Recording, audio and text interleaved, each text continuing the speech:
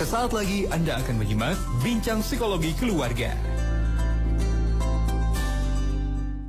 Baik sahabat MG, terima kasih banyak Anda masih menyimak kami di MG FM Bandung, Yogyakarta, Dabu Singkep, dan Subang Inspirasi Keluarga Indonesia. Menarik ya ketika kita berbincang tentang bagaimana menumbuhkan kemandirian belajar terhadap putra-putri kita.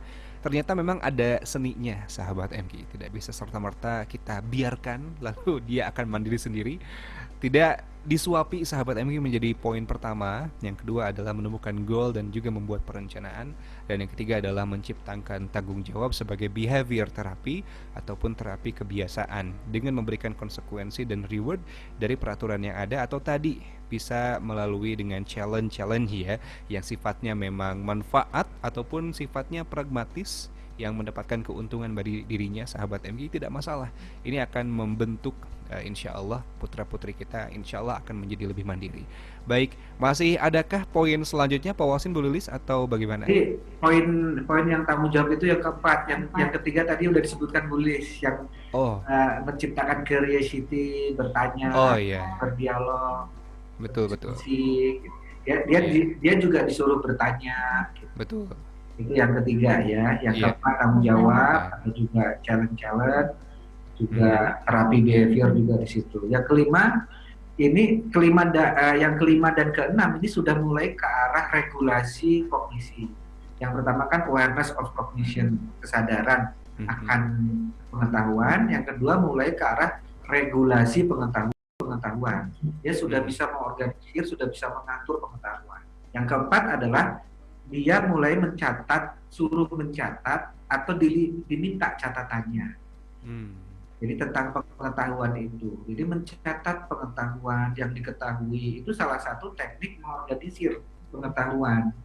Kalau di perusahaan ada juga namanya knowledge management, manajemen pengetahuan.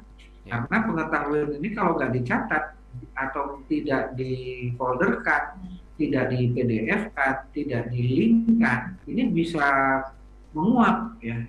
Bisa menguap. Lupa kemana. Jadi anak punya catatan itu tidak dalam bentuk harus formal juga gitu. Misalnya dia mulai latihan menulis, habis baca disuruh menulis. Habis kita belikan novel, dia suruh membuat novel versinya, atau disuruh menceritakan baru kemudian menulis. Jadi metode mencatat itu bagian dari metakognitif gitu. Karena catatan ini juga ketika kita belajar metakognitif waktu 2019 kemarin kan Zikri, kita waktu bahas metakognitif, ternyata ada pendengar Teh Fitri kalau nggak salah, dia membuat tulisannya di blognya. Saya juga baca, pas saya baca ternyata saya sendiri gini. Jadi Teh Fitri itu dengar talkshow kita, beliau tuliskan hasil pendengarannya, kemudian yang dicatatkan yang saya dan Bu Lilis kan sampaikan. Kemudian saya sendiri membaca tulisan itu, tiba-tiba dapat perspektif baru loh Kang Zikri. Padahal yang ditulis Teh Fitri itu kan yang kita sampaikan. Iya. Tapi itulah hebatnya ilmu itu, kalau ditulis, kalau dicatat, tiba-tiba ada kalimat-kalimat yang agak versinya Teh Fitri sendiri, bahkan dia juga tambahin dari beberapa kutipan gitu. Kok saya dapat sudut pandang baru dari tentang metakognitif itu. Ketika baca tulisan Teh Fitri tentang talkshow metakognitif kita itu tahun 2019. Masya Allah. Terima kasih nih buat pendengar yang sudah membantu menuliskan yang ditalkshow-kan. Dan ternyata di bawahnya itu komentar banyak banget tentang apresiasi bagaimana tulisan beliau mencerahkan gitu kan. Dan yang disebut dengan multi level amal nih kan. Multi level amal. Betul. Saya juga sebetulnya setiap talk show dicatat tapi belum dibikin, Masya Allah. Sudah dibikin belum diupload kali kan. Nah itu maksudnya itu. Upload yang jadi multi level ibadah. Siap, insya Allah. Ini PR banyak banget tulisan yang belum dipublikasikan. Misalnya kan Zikri nanti kan mencatat dari yang kita diskusikan, terus kan kemudian kita baca. Padahal itu kan yang kita sampaikan, tiba-tiba suka dapat perspektif baru gitu. Masya Allah. Tidaknya awareness baru gitu. Jadi baca tulisan orang tentang apa yang kita katakan, tiba-tiba dapat awareness gitu. Gitu. Yang Betul. namanya awareness itu kan sifatnya kualitatif ya, nggak bisa dikuantitatifkan. Iya, Di situ iya. ada jadi tambah tajam, jadi tambah yakin, jadi tambah apa namanya kayak seperti kalau cahaya itu jadi lebih terang gitu kan. Mhm. Tadinya Iya, agak jadi lebih terang. Itu awareness ya. betul. Jadi Merasa mencatat dikuatkan ya. pengetahuan, Betul. dibukukan, dibuat grafiknya, di PDF-kan, di notes atau kalau lebih bagus lagi malah dibukukan. Nah, Mhm. itu adalah bagian dari mengorganisir pengetahuan. Doakan nih kita juga. Udah doa dari dulu doa Dari udah. dulu. Lebih lagi. Ikhtiar. Insya Allah, insya Allah. Terus didoakan Pak Wasim dulu, Lilis. Mencatat. Baru Betul. mencatat, belum membukukan.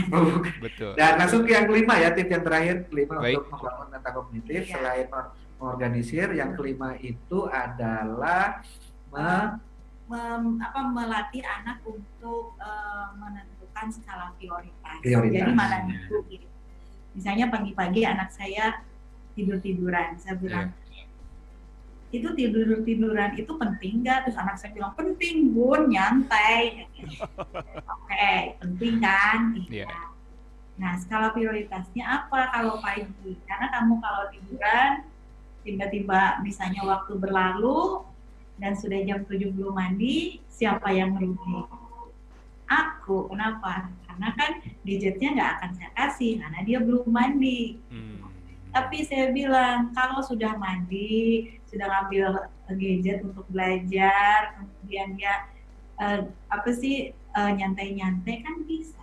Yeah, jadi betul. nyantai itu bukan nggak boleh loh, tapi ada waktunya, skala prioritas. Yeah. Jadi untuk saat ini apa yang cocok dilakukan gitu. Bukan, udahlah malas-malas dulu, nyantai-nyantai dulu. Nanti udah nyantai-nyantai baru kita ngerjain tugas, tetap aja nyantainya nggak tenang. Kenapa? Iya, betul. Karena otaknya kan, tugas nih belum selesai, tugas belum selesai. Beda lagi dengan misalnya mengerjakan dulu tugas, nyantai-nyantai dia lebih. Jadi betul. Diajarkan skala prioritas gitu. Sesuai dengan itu kan, skala prioritas tuh dalam arti lain adaptasi kan. Yeah. Tuntutan saat ini tuh apa gitu. Ya, yang poin skala prioritas ini konsekuensi logis dari kepunyaan goal. Jadi ketika orang punya goal, dia pasti bisa menentukan prioritas. Yeah. Tidak punya prioritas biasanya diawali dari ketidakpunyaan goals. Tidak dikasih goals. Gitu. Atau bisa Pak Wasmin ada goalnya, tapi dia bukan mimpi, ngayal. Aku misalnya pengen keterima di PTN, tapi nggak ada usaha ke sana nih, jadi ngayal. Betul. Ya, jadi bagaimana memandu meta kognitif dengan prioritas ini, saya rasakan betul di bulan-bulan saat menjelang SBMPTN, MPTN, karena anak ini goalnya udah sangat jelas. Jadi saya lihat itu ruang tamu menjadi workshop dia. Workshop apa, Pak? Ya, buat daftar-daftar PTN, buat daftar-daftar passing grade, sampai dia harusnya menentukan bimbel ke lembaga bimbel mana. Seserius itu ya? Sampai seserius itu gitu, sampai dikirim ke saya ini apa namanya tabel-tabelnya perguruan ini jalur mandirinya kapan, jalur ini kapan, itu dibuat tabelnya. Iya. Dan itu tanpa saya harus suapi gitu, karena dia sudah jelas. Dan akhirnya dia punya prioritas sendiri terhadap waktunya. Saya lihat nggak ada kelihatan santai-santai nonton game. Saya lihat nggak ada itu waktu bulan-bulan minggu-minggu kemarin itu. Dan alhamdulillah atas izin Allah sekarang dia sudah mulai kelihatan lega gitu. Betul. Nyantai, karena kan ketika dia udah diterima, sementara temennya pasti ada yang berkelibet cari jalur mandiri. Mandirinya nggak terima jalin. Ada yang nggak terima. Dia waktu ketemuan futsal katanya, ada 2 orang temennya yang udah keterima, dia sama satu lagi, yang lainnya belum keterima. Wah, bawa buku pelajaran kayaknya sambil futsal ya.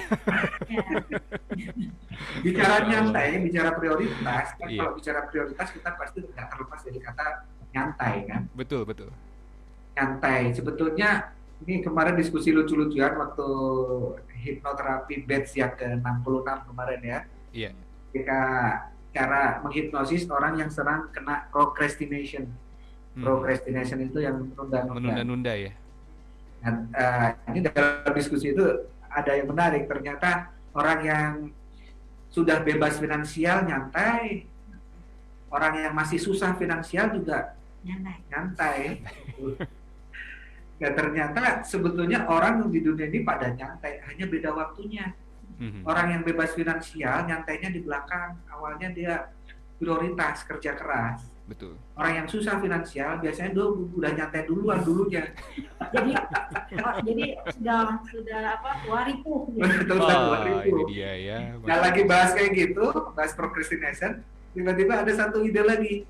Jangan-jangan bedanya di akhirat itu yang di surga dan neraka sama-sama pernah nyantai ya? Iya gitu.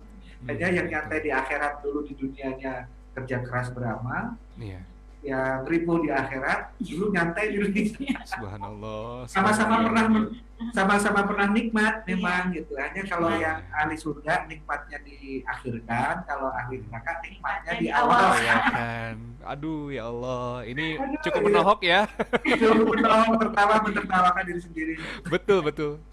Ini masalah prioritas. Jadi anak-anak kita itu dalam kondisi harus dipaksa mandiri belajar, bagaimana supaya mereka tahu prioritas. Nyantai boleh, tapi nyantainya di belakang. Iya. Kan kamu sebetulnya ketika nunda ini dari guru tugas ini kan nyantai kan? Betul. Santai. Tapi nantinya juga nggak nyantai. Nantinya tutut gitu. Iya. Tapi kalau yang ngerjain dulu, nantinya nyantai. Pilihannya mau nyantai di awal atau di akhir. Karena sama-sama nyantai sebetulnya. Kalau bedanya gini, kalau nyantai di awal nanti jadi di sana tertekan, kalau nyantai di akhir asik. Itu dia ya. Pilihan ada di tangan kita.